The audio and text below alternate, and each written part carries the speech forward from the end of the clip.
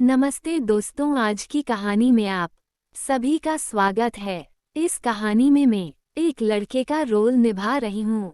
बात उन दिनों की है जब मैं 12वीं पास करके कॉलेज में पढ़ने गया था। माँ की हालत अच्छी न होने की वजह से मुझे पापा के पास मेरठ चले जाना पड़ा और इसी बीच में वही काम भी करने लगा। समय मिलते ही मैं अपने सारे दोस्तों को मैसेज करता था। मैं शायरी का शौकीन था। हर रोज नई नई शायरी दोस्तों को भेजता और बदले में वह तारे भेजते। हम ज्यादातर बातें मैसेज करते थे। दोस्तों के अलावा मैं अपनी चचेरी भाभी को भी मैसेज करता था।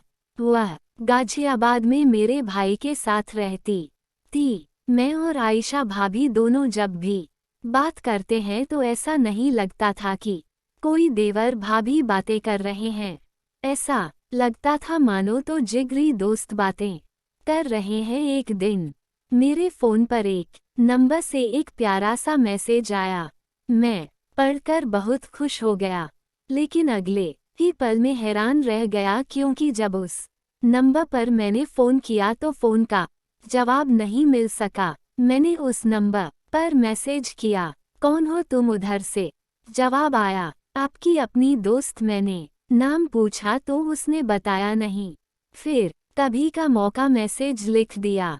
मैंने सोचा शायद मेरा ही कोई दोस्त मुझे नए नंबर से परेशान कर रहा है। रात को मैंने उस नंबर पर फ़ोन किया।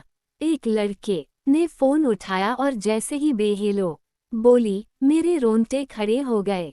मैंने हक लाते हुए पूछा, कौन हो तुम? मेरा नंबर तुम्हें किसने दिया? तुम कहाँ से बोल रही हो? उस लड़की ने बताया, मेरा नाम सोनम है। इसके बाद उसने मुझसे कहा कि वह मुझे पहले से जानती है, मेरे बारे में उसे बहुत सारी बातें भी बताएं। मैं देखने में कहता हूँ। मैंने पूछा, मुझे कहाँ देखा आपने? उस लड़की ने कहा, 2 महीने पहले मेरठ रेलवे स्टेशन पर देखा था, तभी से नंबर ढूंढ रही थी। मैं चौंक गया क्योंकि ठीक 2 महीने पहले मैं अपनी बुआ को छोड़ने गया था। मैं ख्याली पुलाव पकाते हुए सोचने लगा कि एक अनजान लड़के ने अनजान जगह पर मुझे देखा और तब से मेरा फ़ोन नंबर ढूंढ रही है। पहले तो मैं अनजान हमें अपनी दोस्ती के नाते उससे ऐसी बातें करने लगा। कुछ ही दिन हुए थे मेरे और उस लड़की की दोस्ती को। इसी बीच उसका एक मैसेज आया जिसमें लिखा था, मुझे माफ़ कर देना, मैं नहीं चाहती कि हमारी दोस्ती की शुरुआत ढूंढते हो। सच तो यह है कि मैं आपको कभी देखा ही नहीं, बस आयशा भाभी के फ़ोन पर आपका मैसेज पड़ा जो मुझे बहुत पसंद आया। इसके पास भाभी से आपका नंबर लेकर मैसेज कर दिया मैंने। अगर आपको पहले ही सब बता देती तो आपके बारे में इतना कुछ जानने का मौका ना मिलता। झूठ के लिए मुझे माफ़ कर देना और मेरी दोस्ती को प्यार करना। ये मैसेज पढ़कर मुझे थोड़ा गुस्सा तो आया, पर दोस्तों से इस बारे में जब मैंने बात की तो वह भी उसकी तारीफ के पुल बांधने लगे। दोस्तों ने मुझे सलाह देकर, लड़की अच्छी है, तभी उसने सब सच बता दिया और तो और मैं दोस्ती करना चाहती है। ऐसे सच्चे दोस्त कम ही मिलते हैं। उसे फ़ोन कर और दोस्ती की नई शुरुआत कर। फिर क्या था, मेरा दिल बाग बाग उठा। अगली सुबह मैंने मैसेज किया, गुड मॉर्निंग, तो उधर से भी मैसेज आया जिसमें पूछा गया था, मुझे माफ़ कर दिया ना? फिर सॉरी एंड थैंक यू। दोस्ती को आगे बढ़ाने के लिए मैंने भी फिल्मी अंदाज में लिख भेजा, दोस्ती में नो थैंक्स नो सॉरी। हम दोनों की दोस्ती परवान चढ़ती गई। पहली बार घर जाते समय मैं मेरठ रेलवे स्टेशन पर मिला। ट्रेन बहुत ज़्यादा देर नहीं रोक सके, इसलिए बातें भी ना हो सके, सिर्फ हाय हेलो ही हो पाए। उस समय छठ पूजा की तैयारी चल रही, मैं घर पर ही था। आयशा भाभी हर साल छठ पूजा के समय गांव आ जाते।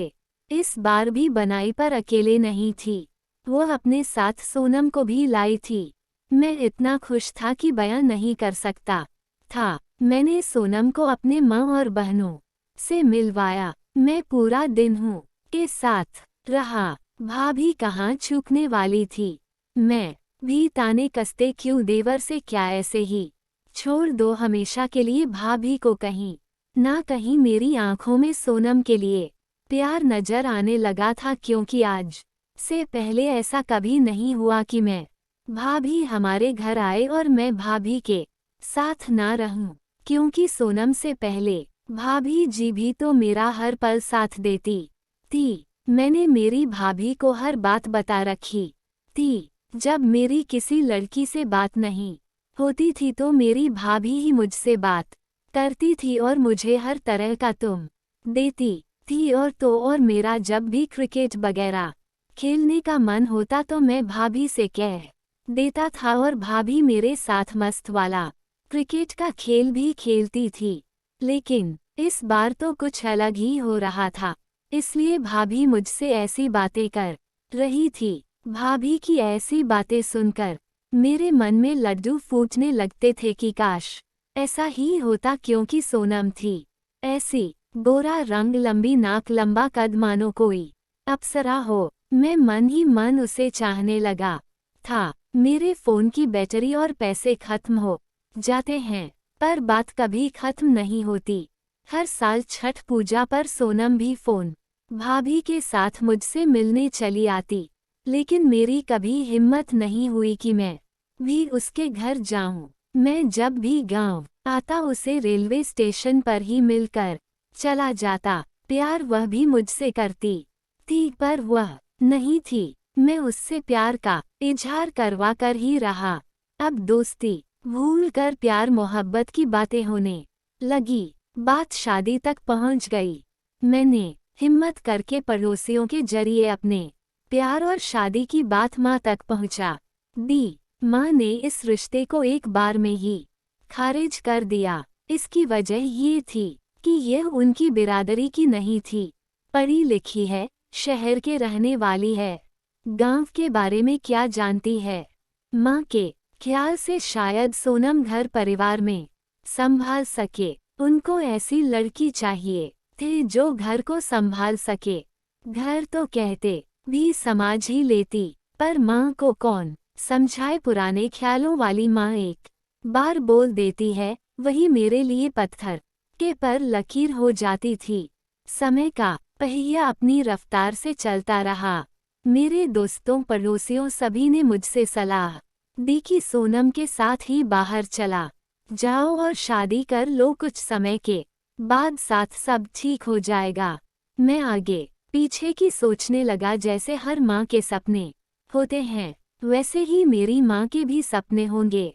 वह सोचती होंगी कि उनके बेटे की शादी हो गई, बैंड बाजा बजेगा तो खुशी के मारे नाचेंगे। मैंने भी सोच लिया था कि पूरे परिवार के सामने मेरी शादी होगी।